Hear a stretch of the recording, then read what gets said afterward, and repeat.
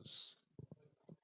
Vamos iniciar então nosso estudo nessa noite. Eu quero convidá-los a abrirem a palavra do nosso Deus no livro dos Salmos, Salmo de número 112.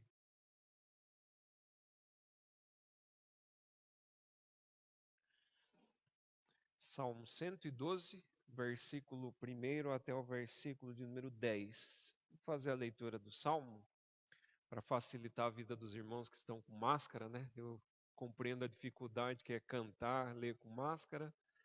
Então eu vou fazer a leitura. Eu peço que vocês só acompanhem em suas Bíblias. A palavra do nosso Deus diz assim, Salmo 112, a partir do verso 1. Aleluia! Bem-aventurado o homem que teme ao Senhor e se compraz nos seus mandamentos. A sua descendência será poderosa na terra, será abençoada a geração dos justos. Na sua casa há prosperidade e riqueza, e a sua justiça permanece para sempre. Ao justo nasce luz nas trevas. Ele é benigno, misericordioso e justo. Ditoso o homem que se compadece e empresta. Ele defenderá a sua causa em juízo. Não será jamais abalado.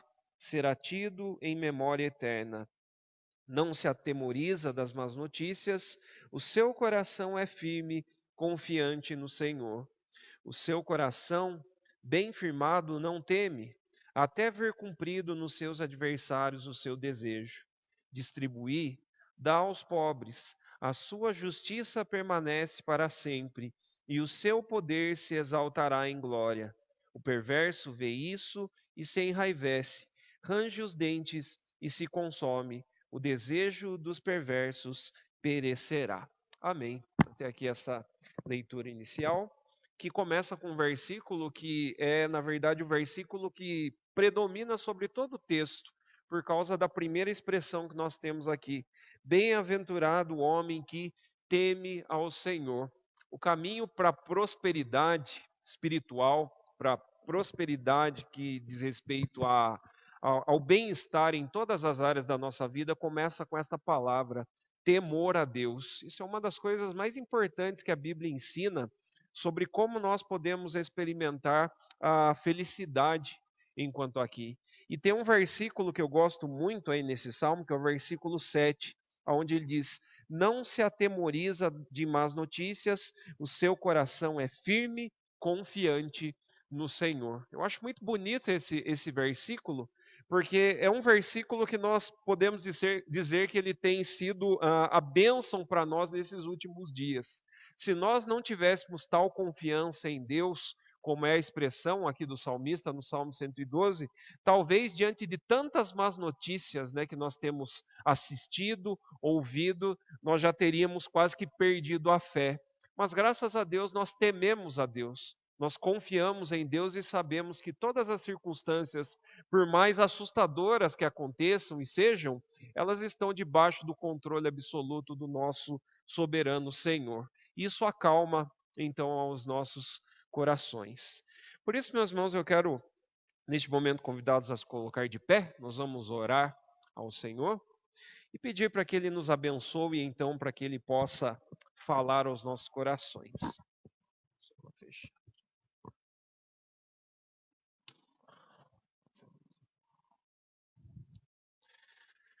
Vamos orar, meus irmãos. Senhor nosso Deus, Pai Santo, agradecemos a Ti, Senhor, nesta noite, por mais uma oportunidade que o Senhor nos concede, que o Senhor nos dá, para que juntos, Senhor, nós possamos não somente estudar a Tua palavra, nos aprofundarmos no conhecimento dela, mas também novamente estarmos em comunhão, Senhor. Nós passamos nestes últimos dias, ó Pai, momentos de distanciamento, estamos ainda vivendo um pouco disto, mas nós louvamos ao Senhor porque o Senhor tem proporcionado bênçãos, ó Pai, sobre as nossas vidas, na qual nós possamos novamente estar em Tua casa, ó Deus, não mais somente cada um, ó Deus, no seu lar, podendo ouvir uma mensagem, mas hoje nós podemos estar aqui, Senhor, e juntos, ainda que de uma certa forma, ainda que um pouco longe, mas nós podemos falar do teu amor, podemos contar as experiências que o Senhor tem proporcionado a cada um de nós nesses dias. E acima de tudo, eu peço a Ti para que o Senhor esteja conosco, Senhor, nos abençoando, nos conduzindo. Ó Pai, que o Senhor abra as nossas mentes e corações, para que em tudo, ó Deus, nós possamos ouvir a Tua voz a falar a cada um de nós. É a nossa oração, é o nosso pedido a Ti nesta hora, Senhor. Em nome de Cristo Jesus. Amém. Vamos cantar um hino ao nosso Deus, hino de número 42. Nós vamos louvar ao Deus que, por seu grande amor, enviou o seu Filho para nos salvar. Hino de número 42. Nós vamos então entoar este hino ao Senhor. Vamos lá. A Deus demos glória, o seu grande amor, o Filho bendito por nós todos deu, e graça concede ao mais vil pecador, abrindo-lhe a porta de entrada nos céus. Exultai, exultai, vinde todos louvar a Jesus Salvador, a Jesus Redentor. A Deus demos glória, porquanto do céu seu Filho bendito por nós todos deu. Ó graça real, foi assim que Jesus, morrendo seu sangue por nós derramou, herança nos céus com os santos em luz, legou-nos aquele que o preço pagou. Exultai, exultai, vinde todos louvar a Jesus Salvador, a Jesus Redentor. A Deus demos glória, porquanto dos céus seu Filho bendito por nós todos deu.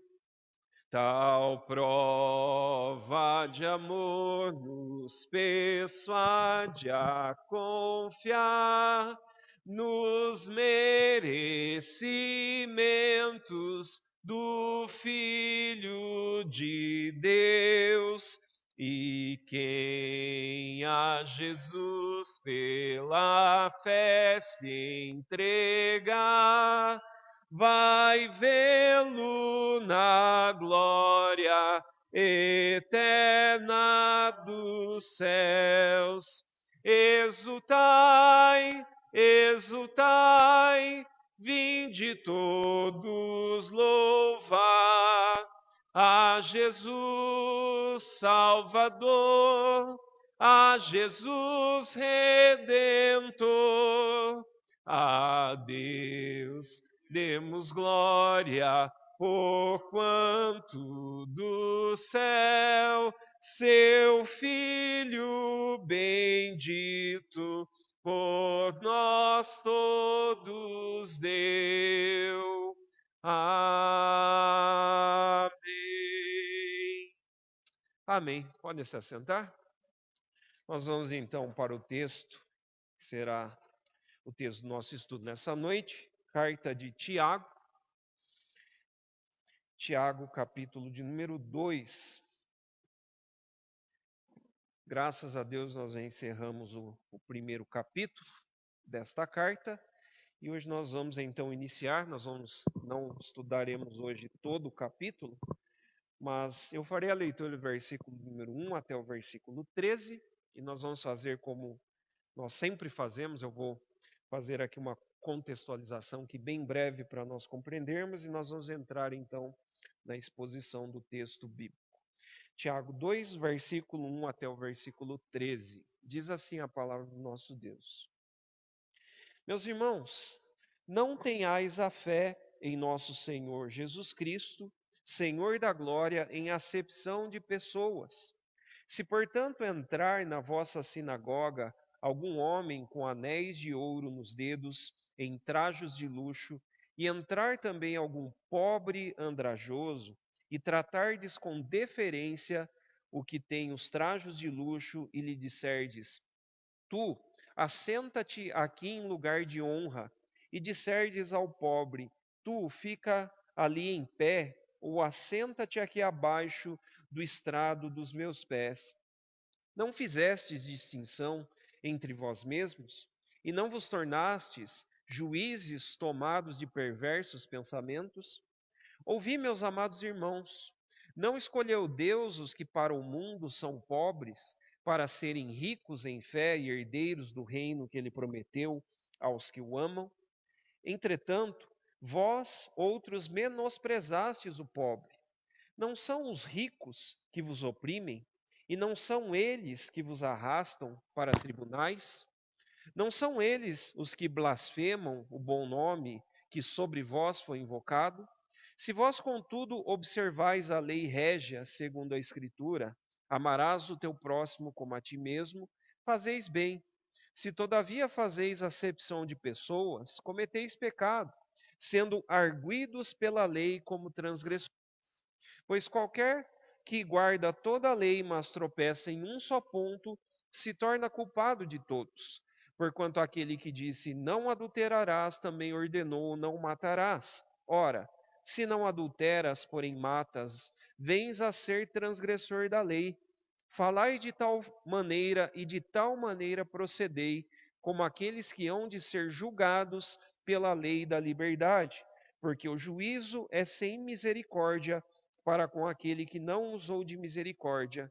A misericórdia triunfa sobre o juízo. Até aqui a leitura. Mais uma vez nós vamos orar, agora pedindo para que o Senhor nos conceda da sua graça, para que nós possamos então compreender a palavra de Deus. Vamos orar?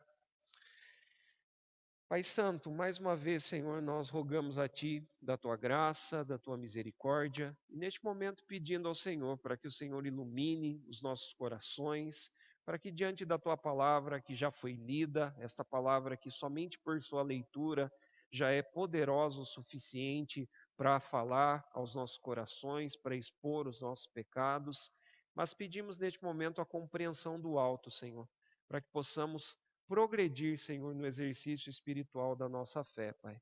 Nos ajuda, é o que nós pedimos a Ti, em nome de Cristo Jesus. Amém.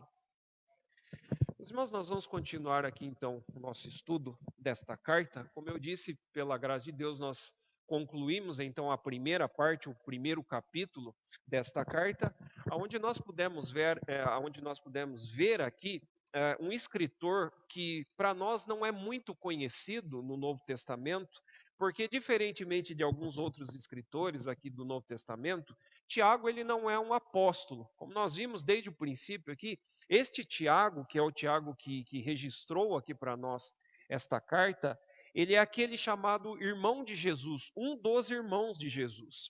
Você se lembra que Jesus, né, como alguém que tinha uma filiação, que era filho de pais terrenos, ele tinha também irmãos e irmãs, né, assim, de forma curiosa que os evangelhos nos mostram. Se você quer o texto bíblico, né, que prova que Jesus não somente tinha irmãos, mas tinha irmãs, você pode ver depois com mais calma lá o texto de Marcos capítulo 6.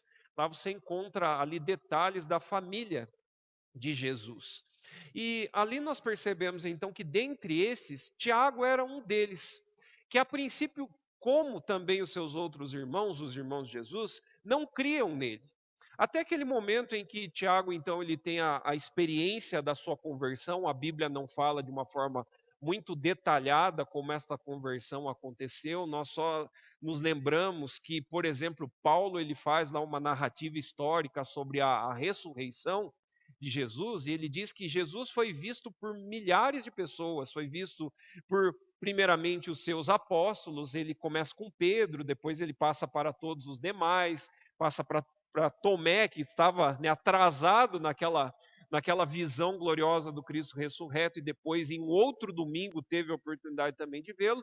E dentre esses lá, Paulo cita também Tiago, que teve uma aparição específica de Jesus, que aconteceu para Tiago, e a partir daquele momento, então, ele creu que Jesus ele era de fato o Filho de Deus que veio ao mundo, e passou então também a viver não só por Cristo como seu Salvador, mas também em função da pregação do Evangelho. Então, Tiago escreve aqui essa carta porque ele passa a ser um dos representantes da igreja.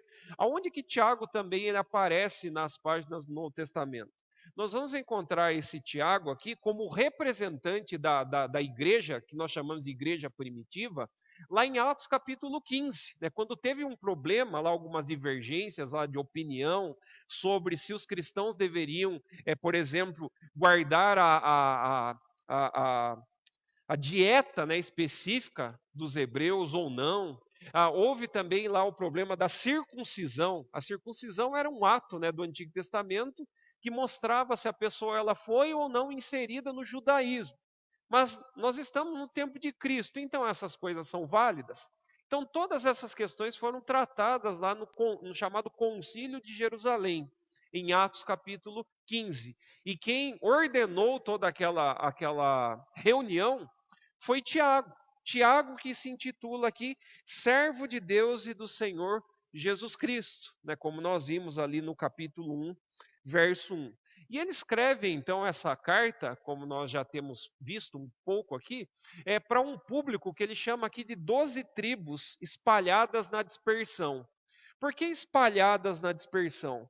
Porque a gente se lembra, meus irmãos, que muitos cristãos eles foram perseguidos por se tornarem cristãos, e muitos deles perderam o direito de viver na sua estadia ali em Jerusalém, né, no lugar onde eles tinham casas, e foram espalhados por várias regiões afora de Jerusalém. E Tiago escreve essa carta justamente para fortalecê-los na fé, porque a semelhança de nós que também somos cristãos e temos dificuldades, aqueles também estavam passando por aquilo que Tiago mostrou aqui para nós, usando uma palavra, provações. Né? Ele diz: tende por todo o motivo de toda alegria o passardes por várias provações. Aqui as provações elas podem ser o perigo da morte, a perda de bens, né, que eram tomados do Império Romano porque eles haviam se tornado cristãos. Eles também eram pessoas que passavam por escárnios públicos. Era uma situação muito difícil assim de se viver o cristianismo quando Tiago escreveu esta carta. E então ele escreve essa carta para fortalecer, primeiramente, a fé de todos aqueles cristãos judeus, né? O público dele eram cristãos judeus, mas que se converteram a Cristo, o que serve hoje também para nós aqui, todos os princípios que Tiago ensina, então, nesta carta. Mas, mais do que tudo, ele quer chamar aqui também os seus ouvintes a um cristianismo coerente. E é exatamente isso que nós vimos aqui na última parte, né, do capítulo 1, que vai ali do versículo 19 até o versículo 27, porque Tiago diz assim, olha, não se tornem pessoas que somente ouvem a palavra, mas tornem-se praticantes. Né? Ele une aqui aquilo que a gente chama de ortodoxia, né? O conhecer doutrinas, o saber acerca do ensino de Cristo, junto com a prática. É isso que Tiago falou aqui para nós. E por último, então, para resumirmos aqui o trecho, para entrarmos então aqui no capítulo 2, o último texto que nós estudamos foi o versículo 26 e 27, onde Tiago ele não dá aqui uma definição muito delongada sobre o que é a verdadeira religião, mas ele resume aqui para nós a verdadeira religião com dois pontos. Primeiramente, a verdadeira religião para com Deus e Pai, é assim que ele se refere ali a Deus, é visitar os órfãos e as viúvas nas suas tribulações e guardar-se a si mesmo incontaminado no mundo. É assim que ele define a verdadeira religião. E quando ele fala aqui, meus irmãos, como nós vimos, sobre visitar os órfãos e as viúvas, é como se Tiago aqui ele estivesse resumindo o segundo mandamento. A gente conhece, né, os mandamentos de Deus resumido em dois. A gente se lembra que o maior mandamento é amar a Deus sobre todas as coisas e ao próximo como a ti mesmo. E o segundo, semelhante a este, é amar ao próximo como a ti mesmo. Aliás, eu acho que eu falei os dois já, né? É amar a Deus e amar ao próximo como a si mesmo. Esse segundo mandamento, ele resume o primeiro. Por quê? Porque uma pessoa que ama a Deus, certamente será uma pessoa que também se portará de uma forma adequada para com as demais pessoas, ao seu próximo. É isso que significa ali a expressão usada no mandamento. O meu próximo são todos aqueles aquém de mim, né, fora de mim. Então, se eu sou um verdadeiro cristão, segundo a linguagem de Tiago aqui, é óbvio que os meus olhos sempre estarão voltados para as pessoas que carecem de misericórdia, que carecem de auxílio, que carecem de uma ajuda, não somente financeira, mas de uma ajuda, se eu posso dizer assim, fraternal, né? Porque tem pessoas que não precisam somente de comida, né? Porque são órfãos e não tem como se poder conseguir algo para si mesmas, para si próprias, então elas precisam de auxílio. Mas tem pessoas que também precisam de auxílio espiritual, de um auxílio fraternal, né? Não somente de um abraço, mas de palavras também de encorajamento. E em todas essas ações, então, Tiago define que isso é agradável a Deus e isso expressa, então, uma verdadeira religião. E a segunda colocação ali de Tiago, para a gente fechar aqui, então, a parte introdutória para nós, Tiago diz que a segunda parte de uma verdadeira religião, ela pode ser resumida em uma vida de santidade. A gente se envolve com o mundo, porque nós precisamos auxiliar as pessoas, nós precisamos cuidar do órfão, cuidar da viúva, mas nós não podemos se envolver de tal maneira que nós venhamos a ser contaminados com os ideais do mundo. Esse que é o ponto de Tiago ali, guardar-se incontaminado do mundo, não é não frequentar mais os lugares aonde tem, por exemplo, coisas acontecendo que não diz respeito a culto, aquilo que nós expressamos na igreja como religião. Não, não é isso. Ele está dizendo aqui se envolver com os ideais que estão por trás do mundo. Por que ideais? Porque muita gente faz favores lá fora com motivações erradas. A gente pode, né, como diz o apóstolo Paulo, entregar o próprio corpo em favor de alguém, mas com motivações erradas, não expressando o verdadeiro amor, né, para que um dia alguém fale bem de mim, né, para que um dia alguém fale, lembra lá do Daniel? Morreu em favor de alguém. Ele é digno de aplauso, né, pro resto da vida dele. Ou se não, né, também, ele deixou uma quantia de não sei quantos milhões de reais, né, para alguém, para uma entidade lá, né, filantrópica. Então, a motivação por trás que é o problema. Então, por trás aqui da verdadeira religião, está o perigo de se contaminar-se com os ideais do mundo. Então, isso resume aqui para nós, de uma forma bem sintetizada, aqui, como eu disse, o que é a verdadeira religião. Ela se expressa, então, nesses dois sentidos. Então, seguindo aqui a mesma linha de raciocínio, então a gente entra agora no capítulo de número 2, aonde Tiago vai falar sobre um problema que é muito comum e que pode acontecer em qualquer igreja, em qualquer tempo, em qualquer época. O perigo aqui é o perigo da discriminação dentro de uma igreja para com os pobres. Esse é o capítulo que vai tratar, então, de uma forma mais aprofundada para nós, essa discriminação que pode acontecer dentro de uma igreja, no meio do povo de Deus. Primeiro aqui, pessoal, a gente precisa entender a questão do porquê Tiago fala aqui sobre pobres na igreja. A ideia aqui de Tiago ao falar que existem muitos pobres dentro da igreja que podem ser discriminadas, na verdade porque se você for ver, né, de um conceito aí bem comum, boa parte, aliás, a maior parte das pessoas que vivem, né, dentro das nossas igrejas são pessoas pobres. Isso é uma coisa de muito tempo, né? Desde o começo da igreja. A maior parte das pessoas que aderiram ao cristianismo são pessoas pobres. Não é que a igreja é composta, né, só de pessoas pobres, mas em sua maior parte, se a gente fosse fazer um censo comum, você iria perceber que boa parte das pessoas que fazem parte da religião cristã são pessoas de um poder aquisitivo talvez um pouco baixo. Isso era muito comum lá nos dias de Tiago, por quê? Porque a gente se lembra que quando Tiago escreve essa carta aqui, e ele já usou aqui duas palavras aqui, né, que são órfãos e viúvas, quando uma pessoa ela aderia então ao segmento da religião cristã, ela perdia os seus bens, então ela já tinha essa dificuldade porque ela teria que se manter com pouco. Então, geralmente essas pessoas precisavam e careciam de auxílio da igreja, dos irmãos das igrejas, né, espalhadas ali, tanto em Jerusalém como ao redor de Jerusalém. Por exemplo, a gente se lembra que lá em Atos capítulo 6, os bens, para quê? Para o auxílio dos irmãos que eram desfavorecidos dentro da igreja. Então a gente acaba percebendo que não há pecado algum em ser rico.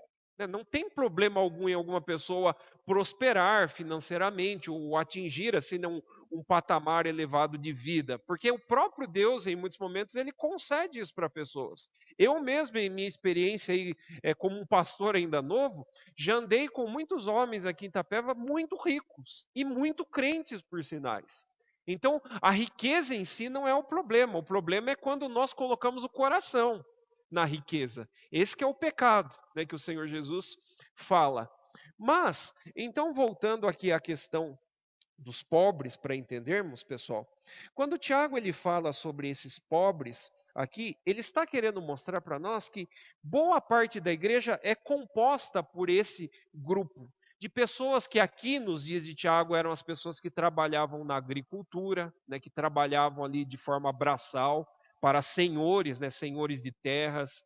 Ele fala aqui usando essa expressão pobres, também sobre mulheres que eram escravas, que trabalhavam ali, servindo também na casa, né, de grandes políticos da época, né, de grandes senhores, né, da Roma antiga, bem como também ali em Jerusalém.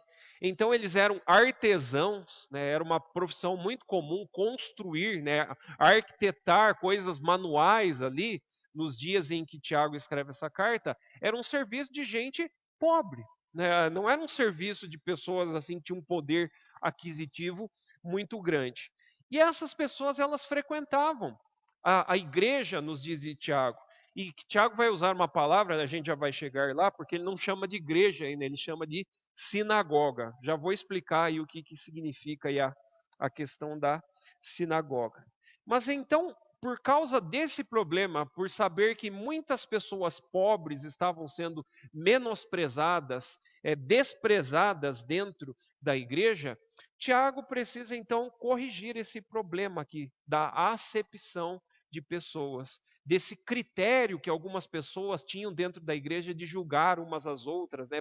Como aqueles que têm mais, então eles têm que ser colocados em lugares melhores ou em posições mais elevadas, e isso acontecia dentro lá do contexto, né, em que Tiago escreve essa carta. Mas tem um outro detalhe aqui também, meus irmãos, que eu preciso dizer. Nem todo pobre, ele se vê, né, como uma pessoa que não passa por situações de fazer acepção de pessoas. A gente percebe que tem muito pobre que é orgulhoso também. Os irmãos sabem disso. Né? Não é só pessoas as coisas. Aquele que é o rei sobre todas as coisas, um dia esse rei, Senhor da glória, desceu nesse mundo não com as portas do rei. Como é que Jesus veio ao mundo? Então ele vai resgatar aqui para eles quem era Jesus Cristo. O apóstolo Paulo, ele nos ajuda a compreender, né, quem é o Cristo da glória, né, quem é o Senhor da glória, lá naquele capítulo 2 da carta que ele escreve aos Filipenses. Você lembra lá do versículo 5 em diante, onde Paulo diz assim: "Tende em vós o mesmo sentimento que houve também em Cristo Jesus". Por quê? Porque ele subsistindo, ou seja, existindo em forma de Deus desde toda a eternidade, ele não julgou com usurpação ser igual a Deus, antes a si mesmo se esvaziou, assumindo a forma de servo. É como se Paulo começasse a descer uma escadinha assim para nós, né? Jesus estava lá desde toda a eternidade. Ele é igual a Deus. Ele é igual em todos os seus atributos, em sua essência, em tudo que Deus é. Ele é também. Só que daí Paulo diz que ele começou a descer. Ele se fez homem. Ele se esvaziou de si mesmo e veio viver como? Como um servo, como um escravo, né? Que é a melhor palavra para nós traduzirmos ali sobre o termo que Paulo usou. E quando ele fala que Jesus veio e assumiu uma forma de servo e se esvaziou, a gente também se lembra da história do nascimento de Jesus, né? A gente se lembra, por exemplo, lá de Lucas capítulo 2, que diz que quando os judeus, né, os israelitas, pensavam que o Messias prometido lá do Antigo Testamento ia vir em um palácio real, porque na mente deles eles lembravam de quem? Quando se falava em rei, eles lembravam de Salomão. Salomão com toda a sua pompa, né, com toda a sua glória, com um trono, né, todo banhado a ouro, né, todo arquitetado ali com pérolas, com diamantes, né, essa era a pompa do rei Salomão. E quando eles ouviram falar que o Messias rei, né, o menino rei, viria ao mundo, aonde que os magos foram buscar ele? Vocês lembram, né? A gente sempre lembra desse texto da história do Natal, né, de Mateus capítulo 2. Os magos do Oriente, eles foram até o palácio do rei Herodes, porque na cabeça deles um rei não nasce numa estrebaria, né, num lugar tão simples. E além do mais, né, Jesus veio em um lugar muito esquisito para um rei nascer, que era uma estrebaria, mas o texto diz também que Jesus veio filho, né, como pais, né, com uma filiação terrena, com pais pobres. José e Maria eram pessoas extremamente pobres. Para você ter uma ideia, quando a gente olha novamente lá para a história do Natal, a gente se lembra que quando eles foram oferecer um sacrifício pela circuncisão de Jesus lá no templo, né, eles tinham que oferecer um sacrifício ali no ato, né, no ritual que acontecia dentro do templo, eles tiveram que oferecer pombinhos. Sabe por quê? Pombinho era o bichinho mais barato que você poderia oferecer ali em sacrifício. Se você fosse comprar ali um sacrifício para ofertar no templo, um casal de pombinhos e rolinhas ali era o bichinho mais barato para você oferecer a Deus. Por quê? José e Maria eram pobres. O seu pai, né, Jesus Cristo, ali no caso, teve pai em sua filiação terrena, José, que era um pedreiro, né? Porque a tradução nossa é meio ruim, porque a gente sempre vê os filmes aí sobre a história de Jesus, né? Como José sendo um carpinteiro, né? A gente já assistiu aquele filme da Paixão de Cristo e aparece cenas lá, né, do pai de Jesus mexendo com madeira e coisa e tal. Tem nada a ver, tá, pessoal? Desculpa falar isso para vocês, mas nós somos enganados. Que a profissão, né, do pai de Jesus era de pedreiro, era de arquitetar a casa. Ele construía de forma manufaturada casas. Então, essa era a profissão, que nos dias de Jesus era uma profissão de gente pobre, de gente que não tinha muitos recursos. Por isso, então, ao usar essa palavra, né, Senhor da glória, Jesus Cristo, o Senhor da glória, Tiago está lembrando aqui que se o nosso Senhor, o Senhor Jesus Cristo, o Senhor da glória, se humilhou, como é que nós podemos tratar as pessoas com deferência, né? Fazendo diferenciação entre elas, como é o que está acontecendo aqui no contexto de Tiago. Mas aí ele complementa o texto, né? Ele diz: não tenhais a fé em nosso Senhor Jesus Cristo, Senhor da glória, em acepção de pessoas. E aqui, para a gente compreender melhor o resto aqui do texto, a gente precisa entender também o que é acepção de pessoas. É literalmente o termo aqui, na língua grega, ele significa julgar pela face. Ou melhor, trazendo para mais perto de nós, julgar pela aparência. Julgar pela aparência externa. Era isso que estava acontecendo lá. Fazer a acepção de pessoas é você julgar por critério externo. Olhar para aquela pessoa e falar, ela é bonita, ela tem dinheiro, ela é uma pessoa de posse. Você estabelece ali, né, ao olhar para a pessoa, você julga ali, né, pelo que você vê, vários critérios acerca daquela pessoa. Mas quando o Tiago ele fala aí sobre acepção de pessoas, isso aqui não é uma novidade. Antes de tudo, nós somos lembrados, meus irmãos, que lá no Antigo Testamento, Deus se revela como alguém que não faz acepção de pessoas. Então, eu gostaria que alguém abrisse para nós nesse texto, se possível, alguém, em Deuteronômio capítulo 10, versículo 17. Por favor, alguém pode ler para a gente. Outra pessoa também, se possível, no livro de Jó, Jó capítulo 34, versículo 19. Primeiro, então, Deuteronômio 10, 17. Outra pessoa em Jó 34, 19. Pode ler quem encontrou, por favor.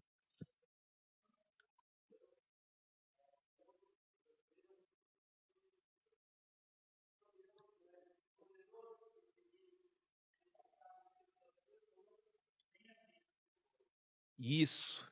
Texto de Jó, quem encontrou? Jó 34, 19.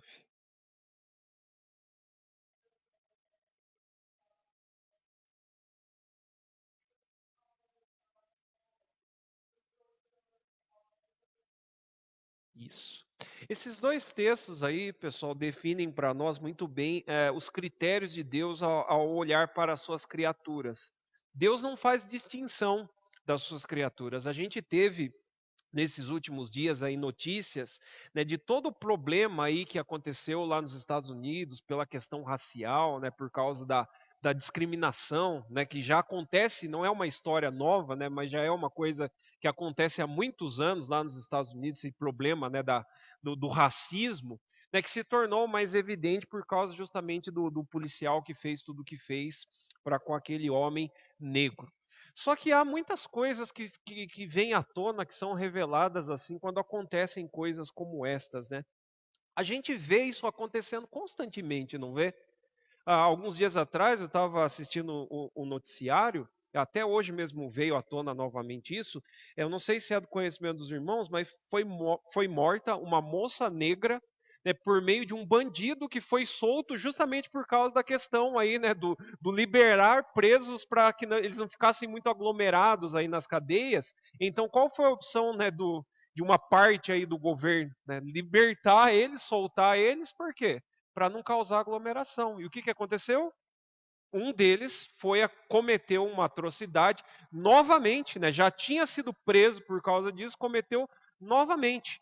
Mas aí a gente percebe que não tem ninguém, né, lutando contra isso. Você percebe por aí que a questão não é o racismo por detrás, a questão é jogadas políticas, né? Todo um jogo político, né? Porque quando uma coisa dessa acontece e que vem à tona para o mundo, então é uma possibilidade, né, de levantar uma bandeira e uma ideologia política.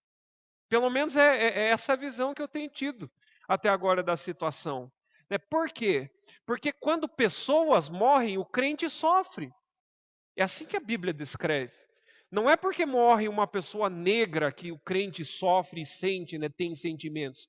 Não, quando morrem pessoas, pessoas que são criadas à imagem e semelhança de Deus. Isso ofende a Deus. Quando a gente chegar lá no capítulo 3 da carta, Tiago ele vai falar sobre a língua, e lá no versículo 9, ele diz que nós não ofendemos as pessoas. Por quê?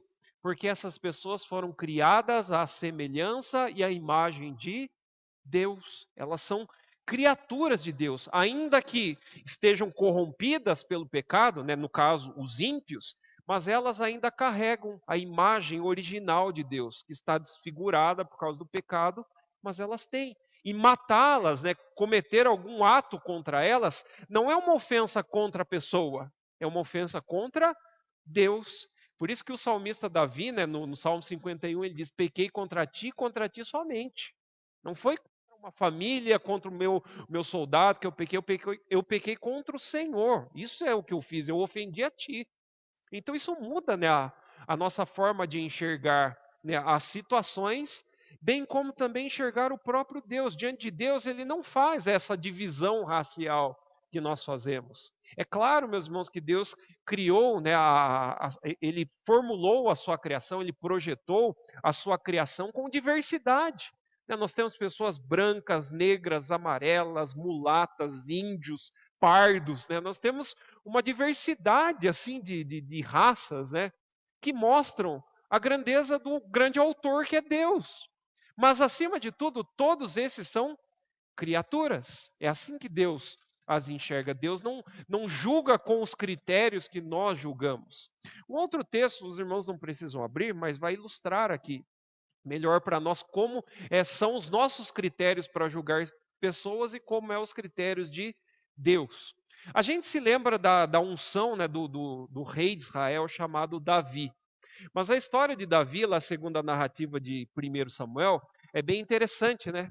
Porque Deus deu uma ordem após o pecado de Saul, né? Saul havia sido o primeiro rei escolhido para governar Israel, mas por causa dos seus pecados, da sua desobediência, Deus deu fim, deu cabo então ao reinado primeiro de Saul. E ele deu um reino, né, a um que era segundo o seu coração. Mas quando Samuel recebeu a ordem de ir lá na casa de Jessé e procurar dentre os seus filhos, né, um novo rei, você se lembra que Jessé tinha outros filhos, além de Davi. E quando Samuel chegou lá na casa de Jessé, ele olhou lá para alguns dos filhos de Jessé e falou: esse aqui é bonito. Esse aqui tem um porte bonito, né? Cabelos longos, era muito comum dos reis, né? Eles terem cabelos longos, né? Um aparato, né, corporal muito forte. Né? Então, todos esses eram os critérios usados para encontrar um bom rei. E não diferente de qualquer outra pessoa, Samuel olhou para os filhos de Jessé e falou: olha, aqui tem um bom rei, né? Aqui está um homem forte, né? Como Eliabe, né? Um rapaz de porte, né? Serve para rei. E Deus olhava assim para Samuel e falava: você não está entendendo nada mesmo. Você precisa ir lá nos campos, lá, porque tem um jovenzinho lá que está pastoreando as ovelhas e é ele que vai ser rei. Não é esses aí, não, por causa de aparência. Né? Não é esses aí por causa de beleza ou por causa da estética. É assim que nós julgamos, né? Os nossos critérios definem por causa da estética. E é lá, então, no contexto dessa história, que nós encontramos Deus dizendo a Samuel: eu olho o coração, porque o homem vê as aparências, mas Deus vê o coração. É assim que Deus julga, né? Pelos critérios de Deus, a aparência é o que menos importa. O mais importante nos critérios de Deus, e agora voltando ao contexto para nós aqui de igreja, é o coração, são as intenções, né? São as motivações. Então vamos caminhar aí. Versículo 2 em diante, Tiago usa aqui um exemplo bem comum de uma coisa que pode acontecer dentro de um contexto de igreja.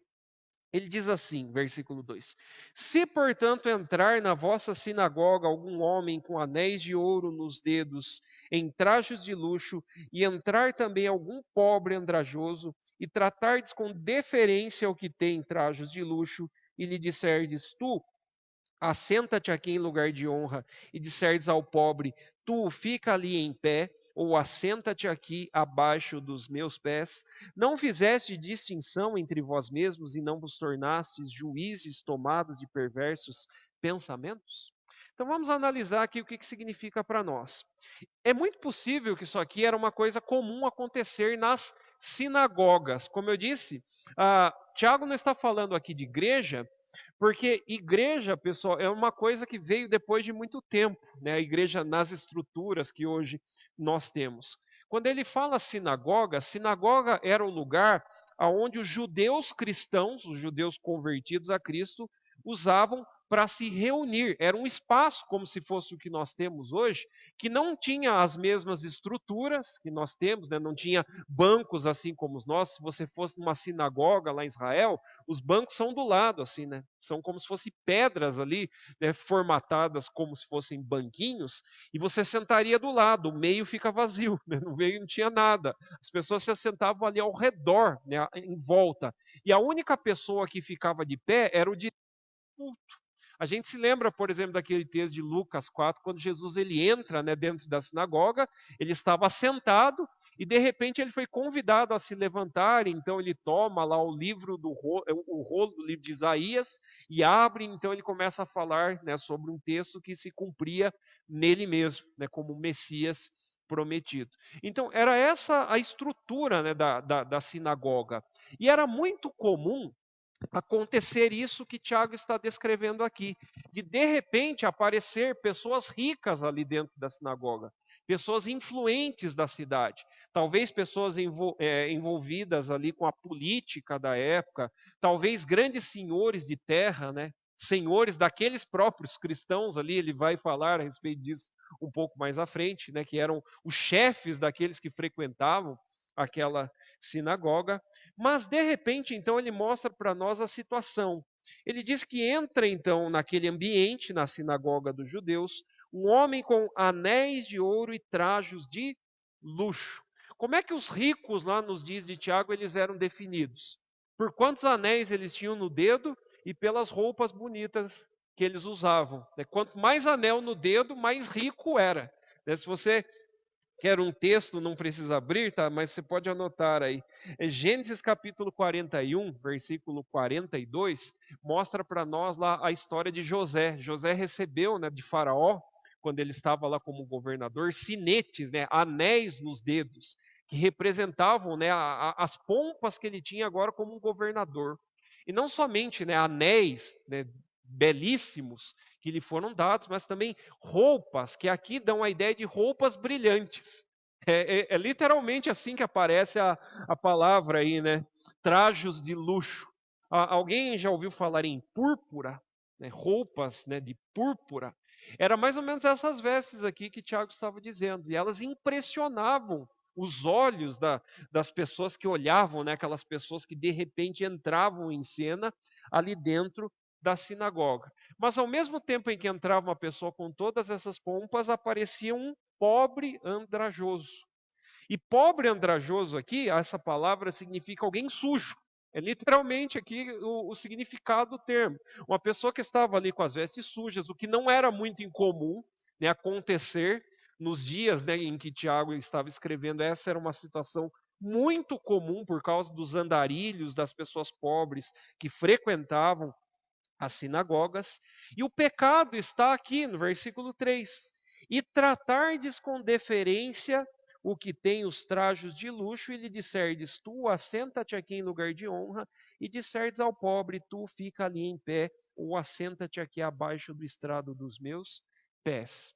Então, Tiago descreve ali no versículo 3 a situação. Ele diz: quando entrava dentro da sinagoga alguém com muitos anéis, com um trajo, né, brilhante, o que aqueles cristãos que frequentavam a sinagoga faziam? Falavam: olha, vem aqui, você precisa sentar num lugar bom. Você não pode ficar em qualquer lugar, você tem que ir num lugar aqui bom. Né? A nossa tradução aqui, quando fala assim, versículo de número 3, tu assenta-te aqui em lugar de honra, essa palavra honra ela não aparece lá na língua grega, porque na verdade o nosso tradutor aqui ele quis trazer a ideia de colocar alguém em um lugar melhor. É como se hoje chegasse aqui em nossa igreja sei lá, um grande político aqui, né, famoso, né, com todo o reconhecimento público que ele tem aí das pessoas, e de repente eu chegasse e falar, não, não, vem aqui, senta aqui, né, você tem que ficar aqui para todo mundo te ver, você não pode ficar aí, você é o cara, né, entrar aqui e ficar sentadinho atrás aí, você não pode. E de repente chega lá, né, um irmãozinho tudo sujo, né, todo ali andrajoso, como é a própria palavra do texto, e eu deixar o coitado lá de pé, né, nem arrumar um lugar para ele, nem dar muita bola, né, para ele ali. E essa situação é uma situação muito, mas muito palpável, meus irmãos, a todos nós. Eu acredito que esse é um texto aqui que a gente deve refletir, porque muitas dessas situações acontecem no contexto em que nós vivemos, até de uma forma muito sutil.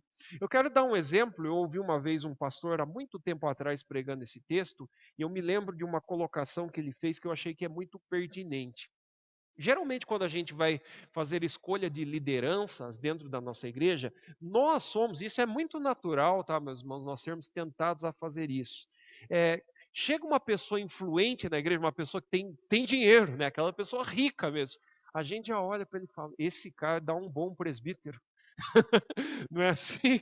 A gente fala: esse aí vai dar um bom presbítero, por quê? Porque ele vai fazer o pastor ganhar melhor ainda, né? Ele vai fazer essa igreja aqui ficar maior. E às vezes a gente percebe que as pessoas ficam refém, né? A liderança da igreja fica refém daquilo. Por quê? Porque não, se não colocar ele, talvez ele mude de igreja, né? Vá para outra. E a gente vai perder aí a chance de ter alguém, né? Com pompas aí no nosso meio para poder nos manter. Vocês percebem como é sutil isso? Eu já passei, meus irmãos, por algumas igrejas em que eu percebi isso. Que as pessoas eram mais escolhidas por poder aquisitivo pelos critérios, pelos próprios critérios que a Escritura traz sobre uma liderança. Não é uma coisa muito comum acontecer conosco? Eu já fui em algumas igrejas, não aqui, no caso em outras cidades, onde eu conheci homens pobres, assim, são assim zelosos pelo trabalho, pelo serviço a Deus, e que na mesma igreja tinham pessoas assim que tinham muito, mas muito dinheiro, e que só ficavam ali sentadinhos no banco. Auxiliavam também, o que não é pecado, tá, meus irmãos? Não entendam mal o que eu estou dizendo aqui, você colocar, porque, como eu disse, tem pessoas muito ricas que são muito crentes também. O pecado é justamente isso aqui, ó, versículo de número 4. Não fizestes distinção entre vós mesmos e não vos tornastes juízes tomados de perversos pensamentos? Por que honrar aquele irmãozinho lá? Que tem mais pompa, né, que tem mais anéis, que tem mais trajos bonitos, porque a gente está com uma intenção errada no coração. Esse que é o pecado aqui que acontecia lá no contexto em que Tiago escreveu essa carta. A motivação por detrás de honrar essas pessoas que era o problema.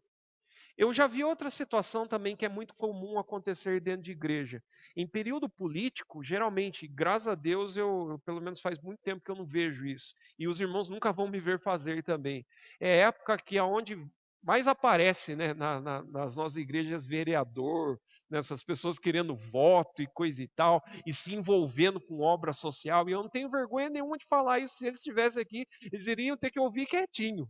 Só que o que eu estou falando. Eles não vão ter, pelo menos enquanto eu estiver aqui, eles não vão subir aqui nunca. Né? Usar o púlpito para palanque político, jamais. Mas eu já passei por situações, meus irmãos, de ver pastores, né, percebendo que adentrou ali o tal vereador e falando, não, vem aqui, ó, o seu lugar é aqui, sobe aqui. É uma situação extremamente triste, né, de ver, mas que tem sido muito comum no meio das igrejas. E quando aparecem pessoas tais como este, descrito aqui por Tiago como um pobre e andrajoso, em muitos contextos, né? Graças a Deus, e isso eu louvo a Deus porque nós não vemos isso aqui no nosso contexto, né? Pela graça de Deus, nós nunca experimentamos uma situação como essa, mas é uma coisa que pode acontecer. Uma pessoa chegar dentro de um contexto de igreja e se sentir fora da casinha, né? Fora da caixinha, porque ela não tem espaço ali. Eu já vi, meus irmãos, tristemente isso acontecendo. Né? Às vezes a pessoa, isso é uma situação muito comum. Já vi pessoas lá, não vou falar assim a igreja, isso não é questão de ética, mas já estava em uma determinada igreja onde uma pessoa lá chegou, né, uma pessoa toda suja, sentou e as pessoas mandaram ela sair. Teve um diácono lá da igreja que pediu para a pessoa se retirar, ela estava quietinha ali. Não está fazendo nenhum tipo de escândalo, né? Como a gente tem que lidar algumas vezes com a situação de pessoas que entram bêbadas, às vezes, né? E fazem aquele barulho, aquele alvoroço. Não, ela entrou e sentou para assistir o culto. Só que daí, de repente, um determinado diácono falou: não, vem aqui, você não pode ficar aqui. Sinceramente, meus irmãos, assim dentro de mim, assim, eu fiquei com.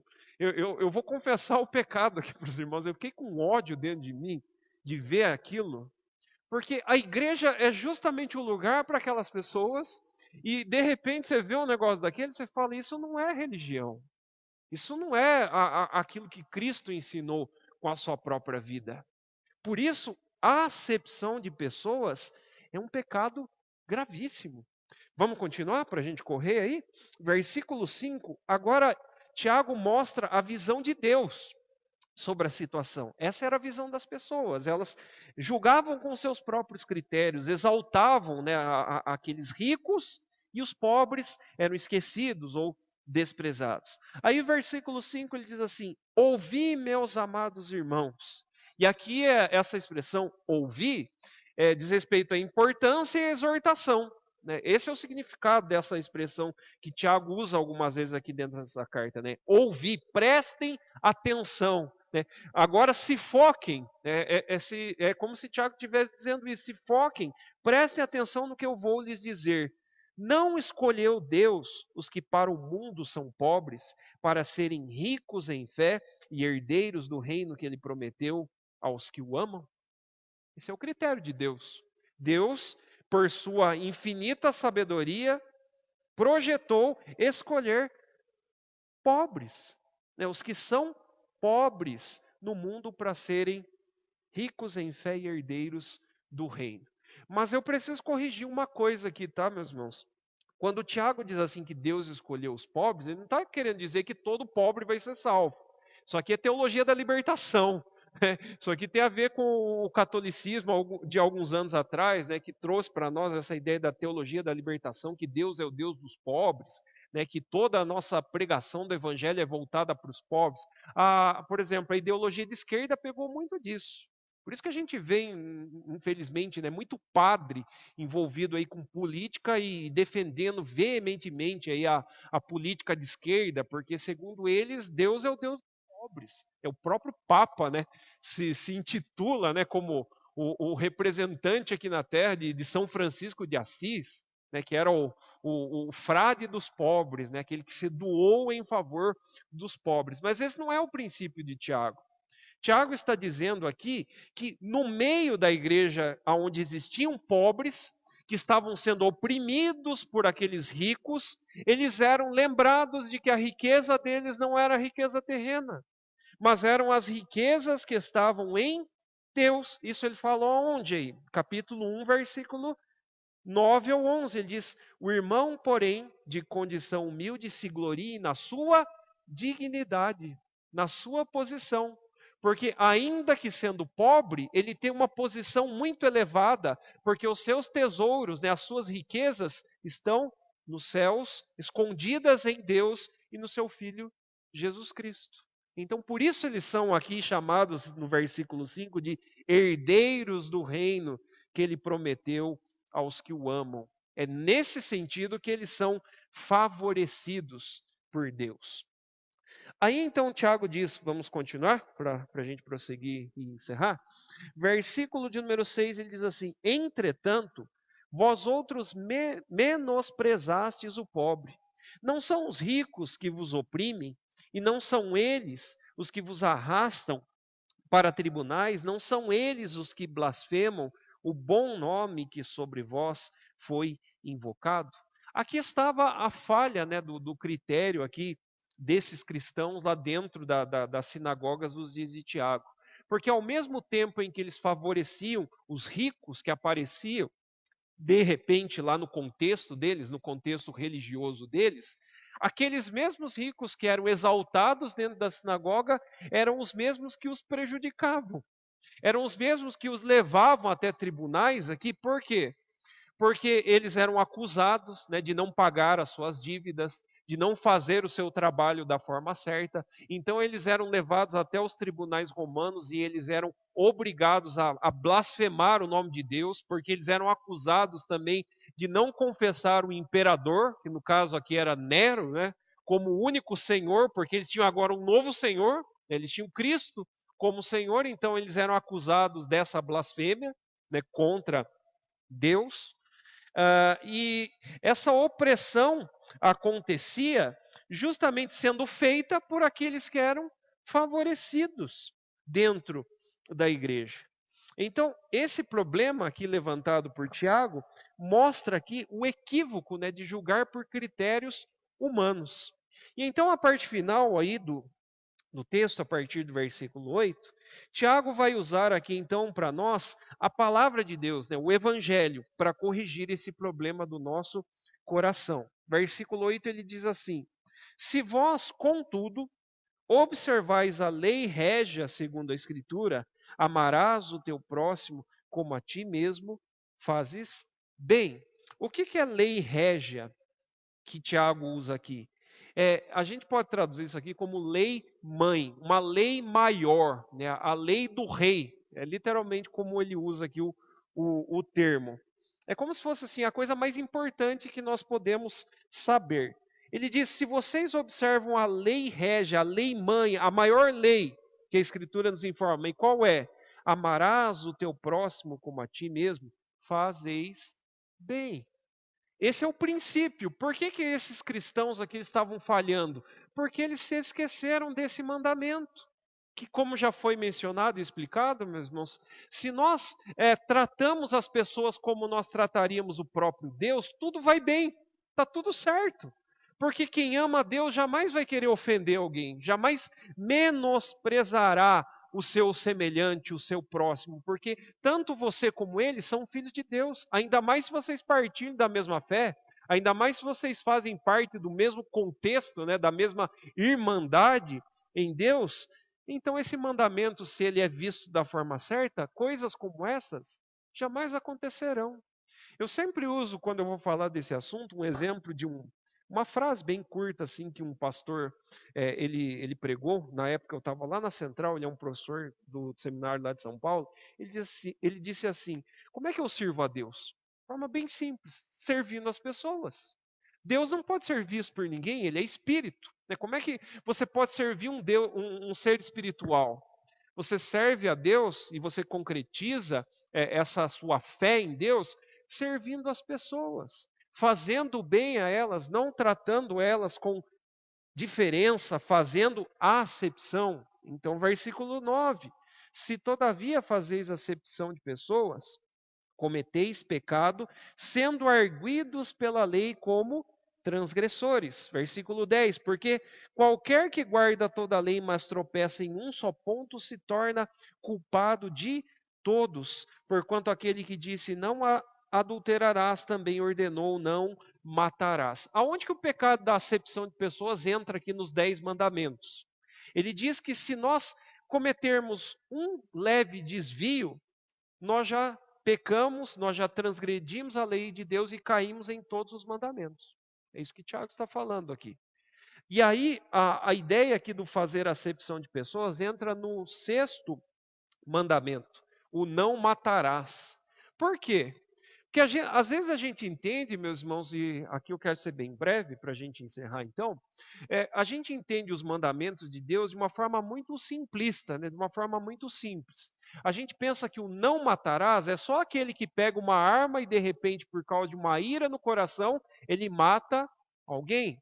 Só que a gente se lembra que lá no Sermão do Monte, no capítulo 5, o Senhor Jesus ele reinterpretou, né, ele interpretou de forma correta, diferentemente dos fariseus, os mesmos mandamentos. E aí você se lembra que quando o Senhor Jesus falou do não matarás, do sexto mandamento, ele diz que se alguém no coração odiar a seu irmão, já matou. Você viu aonde Jesus levou o ponto?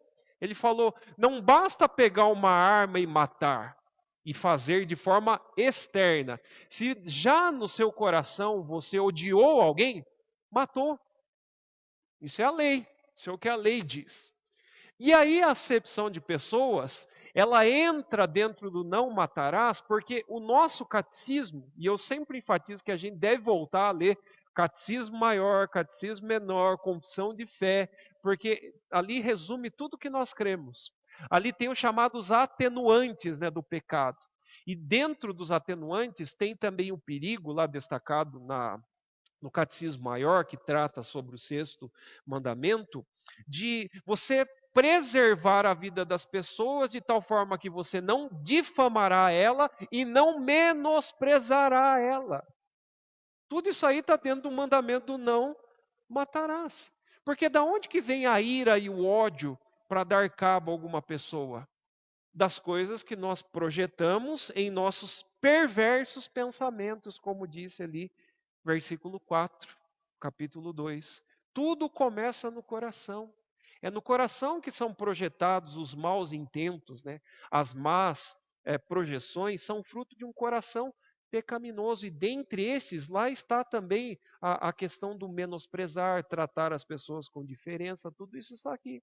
Só fica de forma externa visível quando a gente pratica, mas já está lá essa disposição. É muito natural também, olhando agora por um outro patamar, aqui usando propriamente a lei, meus irmãos, isso é muito comum da gente fazer. Geralmente também, de repente, surgem no meio das nossas igrejas, não é esse o contexto, mas eu só quero usar aqui para ilustrar. Uma pessoa que você conhecia o passado dela, passado assim terrível, aquela pessoa que você falava, aquele ali não podia nunca entrar nessa igreja. É muito sujo, né? O passado dele é dos piores, mas de repente ele foi salvo. Essa é uma experiência muito natural. Qualquer pessoa, né, que hoje vive no mundo tem a potencialidade de ser transformada pela graça. Independente do que ela fez, se ela foi um assassino em série e Cristo a quiser salvar, quem estabelece o critério para salvar é Deus. Só que a gente percebe, é muito natural, que se uma pessoa como essa sentasse nos bancos da nossa igreja, a gente já iria olhar torto assim, e falar, esse aqui, com aqueles olhos assim, né, jogando raio em cima da pessoa, mas aquele ali, o lugar dele é lá fora. Ele não pode sentar aqui. Aqui é só para pessoas boas. Né? Algumas pessoas usam, né, esses critérios. Mas não é isso que a Bíblia mostra. O próprio Paulo, né, quando ele foi inserido na igreja, alguns duvidaram dele. Alguns falaram, ué, esse aí não é aquele Paulo que matava e perseguia cristão? Não era esse aí que levava muito lá, conduzia pelo sinédrio para que eles viessem blasfemar o nome de Deus? Agora ele está dizendo que ele é crente? Agora ele está dizendo que ele é cristão? E aí um homem, né, chamado Barnabé, né, juntamente com alguns outros, tiveram que falar, não, Paulo se converteu. Eu tenho andado com ele e tenho visto os frutos da fé dele. Então, meus irmãos, esses critérios nossos, eles são muito perigosos. Né? É lá no coração que está o problema. É lá no coração que surge o pecado que nos conduz a fazermos diferenciação entre pessoa e pessoa. Por isso, para nós encerrarmos então, versículo 12 e 13, Tiago diz assim: falai de tal maneira e de tal maneira procedei, como aqueles que hão de ser julgados pela lei da liberdade. Quando Tiago diz assim, falai de tal maneira e de tal maneira procedei, é como se Tiago dissesse assim, pratiquem aquilo que vocês dizem que creem. Se vocês são cristãos, se vocês são pessoas que dizem que obedecem à lei, então vivam como se de fato vocês a obedecessem. Não basta somente falar sobre as coisas da lei, como era o caso desses judeus cristãos, né, que se converteram aqui por meio do evangelho. Não, Tiago diz, vocês têm que praticar. É por isso que ele vai então, né, continuar ali com a questão da prática das obras, as obras que testificam a fé. Porque do contrário, a nossa fé é morta. A nossa religião é morta, mas ela se torna evidente quando há prática, né, quando há critérios que o evangelho nos dá. Por que evangelho? Porque ele diz que nós vamos ser julgados, né, como aqueles que hão de ser julgados pela lei da liberdade. E como eu expliquei para vocês, lei da liberdade aqui é uma palavra usada aqui, uma frase usada para definir o evangelho. Por que o evangelho é chamado aqui de lei da liberdade? Porque quando nós olhamos para os mandamentos eles são o código moral de Deus. Eles mostram para nós que Deus é perfeito. E nós? Nós não somos. Você não consegue, você nunca vai conseguir cumprir os 10 mandamentos. Você sempre vai tropeçar em algum. Quando você sonda o seu coração, todos os dias você vai perceber que você descumpriu os mandamentos de Deus. Mas quando você olha para alguém que foi perfeito, cumpridor, e isso só vem revelado para nós por meio do Evangelho, que mostra Jesus Cristo, que foi obediente ao Pai, perfeito em todas as suas obras e ações, e por isso pode ser o nosso Salvador, essa lei nos liberta da condenação do pecado, daquela escravidão que nós tínhamos. É por isso que ela é chamada então de lei da liberdade, porque hoje eu estou debaixo da graça de Cristo, ainda que dependendo das leis, né, da obediência às leis, por gratidão, não mais para ser salvo, mas em reconhecimento porque eu já sou salvo. Por isso, lei da liberdade. O último versículo ele diz assim: porque o juízo é sem misericórdia para com aquele que não usou de misericórdia. A misericórdia triunfa sobre o juízo. Uma linguagem bem simples aqui, o que significa o versículo 13? Aqui que Tiago nos diz. Tiago está dizendo assim: nós julgamos as coisas com os nossos critérios. Em muitos momentos nós não usamos de misericórdia para com as pessoas. Nós tratamos melhor o rico, nós tratamos melhor o opulento, nós colocamos as pessoas que não deveriam ser colocadas em lugar de honra, mas ao mesmo tempo nós percebemos que o pobre é desprezado. Esse é o contexto de Tiago. Então, esses são os nossos critérios. Mas ele diz assim: o juízo é sem misericórdia para com aquele que não usou de misericórdia. A ideia de Tiago aqui é que nós somos alvos da misericórdia de Deus. Quem era você diante de Deus? É quando Deus resolveu te salvar. Você era um miserável, pobre, porque a pobreza usada por Tiago aqui, ela também tem um sentido espiritual. E todos nós o somos. Dependentes de Deus, você não pode ser salvo porque você não é capaz pela sua própria força, pelas suas próprias obras. Então, a coisa que a gente mais precisa é de misericórdia. É isto que nós precisamos. Mas se você não age de misericórdia para com as pessoas, com misericórdia para com as demais pessoas, você se esquece então que você também foi alvo da misericórdia. Você também foi alguém que precisou experimentar da misericórdia, porque você é igual a todos, todos nós estávamos na mesma condição. É por isso que então ele termina aqui com uma palavra de alerta, dizendo assim: se nós não usamos de misericórdia, sabendo que somos alvo da misericórdia, um dia saiba então que você estará diante do justo juiz e do justo juízo de Deus. E a misericórdia triunfará sobre o juízo. Por quê? Porque a única coisa que nos colocará ao lado de Deus, ao lado do seu Filho Jesus, para sermos salvos e desfrutarmos de uma vida eterna, é a sua misericórdia. Do contrário, a única coisa que a gente poderia esperar é juízo. Porque Deus tem critérios também. Ele vai usar os seus critérios no dia do juízo. Mas, acima de tudo, ele vai usar de misericórdia, porque a misericórdia é infinitamente maior do que o juízo. Então, esse é o ensino, meus irmãos, que Tiago ele tinha a nos deixar nessa parte do capítulo 2. Então, eu gostaria de encerrar aqui. Se Deus permitir, a gente vai dar continuidade aí a partir do versículo 14. Mas nós pedimos então, diante de tudo isso que ouvimos, para que o Senhor, ele acima de tudo, aplique esta palavra em nossos corações e que sempre quando estivermos em situações tais como essas, nós possamos usar de misericórdia. A igreja é um lugar para diversas pessoas, como eu disse, Deus criou nas suas diversidades pessoas de todos os tipos. É a igreja do branco, do, do, do do negro, é a igreja do amarelo, é a igreja do índio, é a igreja de todas as classes, Não existe igreja para rico, Algum tempo atrás, eu me lembro quando eu era mais novo, algumas pessoas falavam assim: presbiteriana é igreja de rico. Aí eu falava assim: pô, mas eu não fiquei rico, então só os outros são e eu não sou. Algumas pessoas taxam a gente, de uma igreja de rico, Presbiteriana é a igreja só dos magnatas, Só do povo que tem dinheiro. A gente sabe que não é bem assim.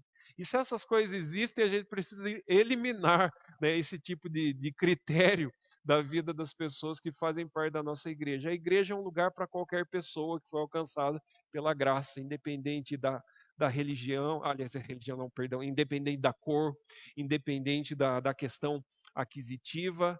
Essa é a igreja de Cristo, então, que nós possamos nos portar como pessoas que são criadas à imagem de Deus. Amém? Vamos orar? Vamos colocar de pé para nós encerrarmos? Senhor nosso Deus, louvamos a Ti por Tua palavra, Senhor. Louvado seja o Teu nome, porque ao percebermos, ó Pai, a descrição feita por Tiago de toda essa situação que acontecia nos seus dias, nós percebemos o quanto nós somos muitas vezes falhos também, Senhor. O quanto nós pecamos em nossos corações ao julgarmos as pessoas, Senhor, pelas aparências, pela forma, ó Deus, como elas se apresentam diante de nós, no nosso contexto.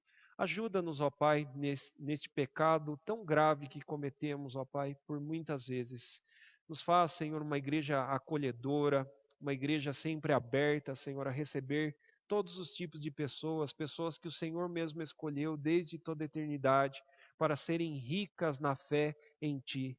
Que este seja, de fato, ó Deus, o propósito do nosso coração, Pai. Viver pelas riquezas eternas que só podem ser encontradas nos céus, onde o Senhor está. E que, ao vermos, ó Pai, as situações no mundo, ó Deus, da pobreza, ó Deus, pessoas passando por muitos momentos de carência, que a igreja, ó Deus, que somos nós, seja um braço estendido, Senhor, não somente para levar, ó Deus, o pão, o alimento físico que é necessário, mas acima de tudo o alimento para a alma dessas pessoas. Nós sabemos que é isso que elas mais precisam, Senhor. É isso que de fato corrige essas carências que ainda encontramos no mundo e que ainda existirão até o fim, mas que nós possamos, ó Pai, ser sal, ser luz e assim mostrarmos a glória do Senhor neste mundo. É o que nós pedimos e oramos a Ti e pedimos para que o Senhor nos leve em paz e em segurança para as nossas casas. Em nome de Cristo Jesus que nós oramos. Amém. Deus os abençoe. Uma ótima noite para vocês em Cristo Jesus.